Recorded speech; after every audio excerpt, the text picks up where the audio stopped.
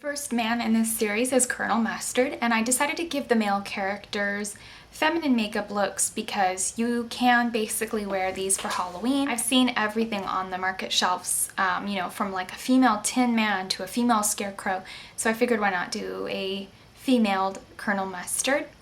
Anyways, Colonel Mustard from the board game Clue is basically a retired war veteran who now steals parts from airplanes. He is said to work for the Pentagon. He is said to be sort of a sexist or a bigot, and he's got a thing for Miss Scarlet or Miss Peacock, but in variations it'll be the other way around, where Mrs. Peacock and Miss Scarlet will actually have a thing for him. He's a womanizer, so I did something just very intense, look at me type of eye with sort of a retro influence to it, with the dark outer corner of the wings, big lashes, you know, flushed face, highlighted face, almost like a Marilyn Monroe throwback. I enjoyed this and thank you so much for watching. To get started on the look, when you are moisturizing your face and priming it and all that stuff, be sure to put the exfoliating products on your lips or balm on your lips first, so that has time to soak in, because towards the end I'm going to be taking a lip marker on my 100% pure organic coffee bean caffeine eye cream, the All Natural Face Magic Vegan Eyeshadow Primer, and then for directly underneath the brows, I just took my Anastasia Beverly Hills Brow Duo Pencil. I took the side Matte-Camille, placed it on the arch of the brow bone, and just blended it up so it has like a really nice light lift to the arch. So for pigments, if you don't want it to be too opaque, you could always take it dry and then lightly pat it on. If you want a little bit more opacity, I'd recommend taking it over a cream color base or using it wet. I'm going to be using it wet. I'm going to take the Foiled Again Mixing Medium. It's basically just like a vegetable glycerin.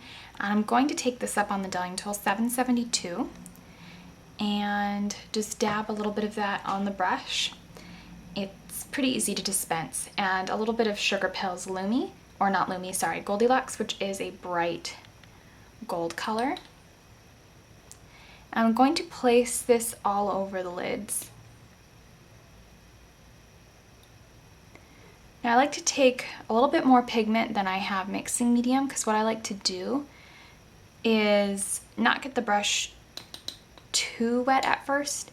So I like to do a second slightly more dry layer right on top of it so that the sparkle comes out a little bit more, and just to set all that pigment so it doesn't crease. I'm going to take the Urban Decay Good Karma blending brush, and I'm going to take the 112R from Inglot, the lighter shade, and we're actually just going to blend out the crease.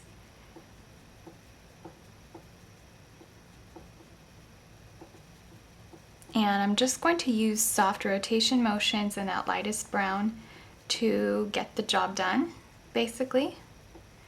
And you'll see tiny little gold flecks move into the crease as we blend this up and out. So if you don't want that, go ahead and do the eyelids after you do the crease. I like to do the crease after. For my particular eye shape, I like the crease to look a little bit more gentle. I'm going to take Inglot's number 111R, just flick out a little bit of the bronze from that brush, and we're just going to place this in the brow, or in the arch of the brow bone, and blend it out. If you need to blend out the crease a little bit, you can always blend down as well. I'm going to take Buttercupcake, which is the bright yellow, on that same Naked brush. Or this came in the Naked 2 palette, sorry, it's just the Good Crease, or Good Karma crease brush. Anything like that will do. I'm just going to blend slowly from the eyelid upwards, following my true crease, which I know I don't always follow along, but I just want to diffuse that color out and into where we placed the brown crease color a little bit. So it just seems to have a natural fade. Now I'm going to be taking a little bit of Flamepoint, which is that bright orange. I'm going to get it on that same blender. And I'm just going to lightly place this in the outer corner of the crease and blend it in. If it gets too intense, you could always blend a little bit of Buttercupcake over the top. I'm going to go into the inner crease with a little bit of Flamepoint.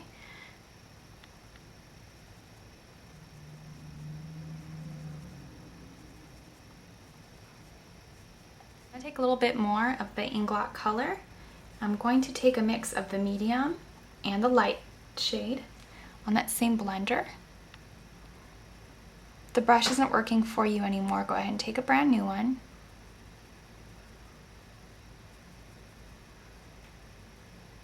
I'm just going to blend that over Flamepoint.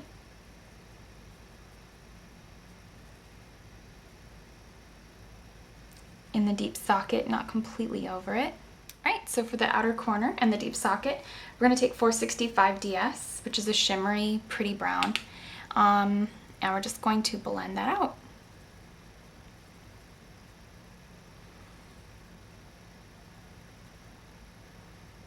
I'm going to add a little bit of black 65 AMC by Inglot, and we're going to place this outside of 465, so just the very, very tip of the outer corner.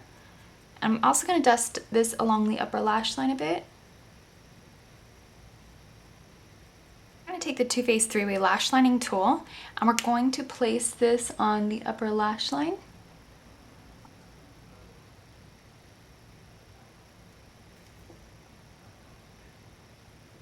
And pull it up to a wing.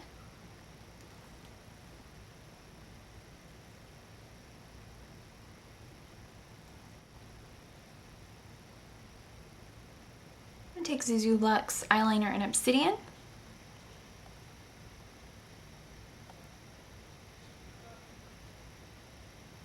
I'm now going to take a little bit of Buttercupcake in the inner corner of the lower lash line. And it'll just look kind of smoky on top of the yellow. And a little bit of Flamepoint towards the back.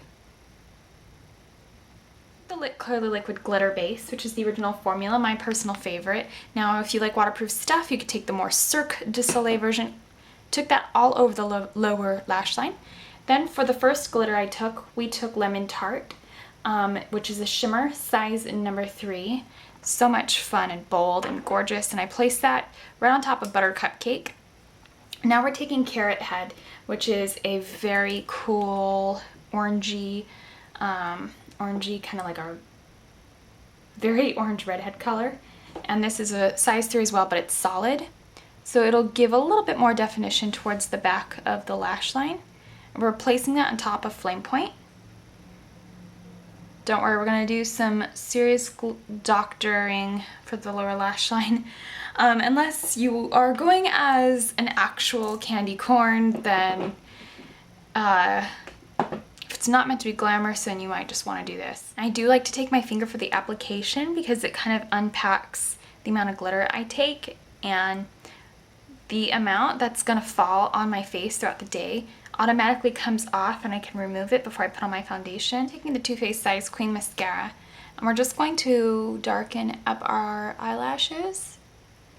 If you're not going to do any false eyelashes, just use a good amount of mascara to bring the eyelashes forward. Now I'm going to take our Dell Double Ups in number 205, and these just have like a really nice kind of tail on the end. They're kind of, they're thick, but they're kind of one of the thinner pairs of Double Ups. So we're going to go ahead and put those on, and your Face Atelier in number 6 Honey. And we're going to get this on with the Sephora 56 Airbrush brush. And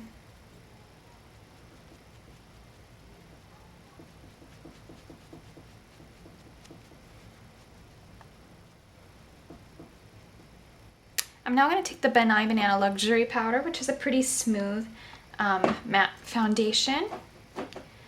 Colonel Mustard's sort of a older character, almost defined as a womanizing bigot. In his time, the women would have had very matte skin. Colonel Mustard's generation is older than Marilyn's, however, so in his time they would have had a much more matte skin, since Marilyn was almost like one of the first with her particular look.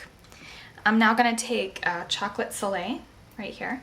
The board game Clue was designed, I think, in the 50s, and if Colonel Mustard was old in the 50s, would have been quite a bit older than Marilyn. So I'm going to apply this onto the skin. He's said to kind of have a thing for Miss Scarlet and Miss Peacock, which is kind of odd considering some versions of Clue say Miss Scarlet and Miss Peacock are related. In Tipsy, it's just a bright orange, or you could take a coral with like a very, which is basically a pink with yellow undertone, anything like that. And this just kind of corresponds with the colors that we're using. And now for the highlight, I just want to take something with a gold tone. You could take the Powdered Sun that came in the Too Faced Chocolate Soleil kit, but if you only have the Chocolate Soleil bronzer, which I know most people don't have that full set, but they have that bronzer, you could do that. This is a very cheap but very beautiful highlighter. It's from Fiorine, and it is called In the Spotlight. It's actually one of my favorite highlighters. I keep this at arm's length, like right beside me here, right next to some of my popular setting powders I take all the time. And this just gives you like a gorgeous goldy flush. It's really easy to apply. It's smooth. Josie Maran Magic Marker Lip and Cheek Stain. If you have dry skin and it's very good quality skin, you can always use this as a blush, but don't put it on top of lotion skin, because I always lotion my skin.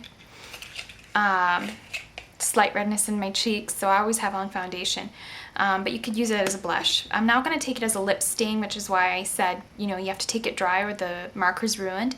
This is the color Cha Cha, and it is a yellow based pink. Now you could take like a yellow based red if you wish, which would actually be perfect as well, especially because around his time more of the women would be in a red. I don't really want to add too much or take away from that because I just love that color. But I'm going to take a little bit of Inglot's number 192.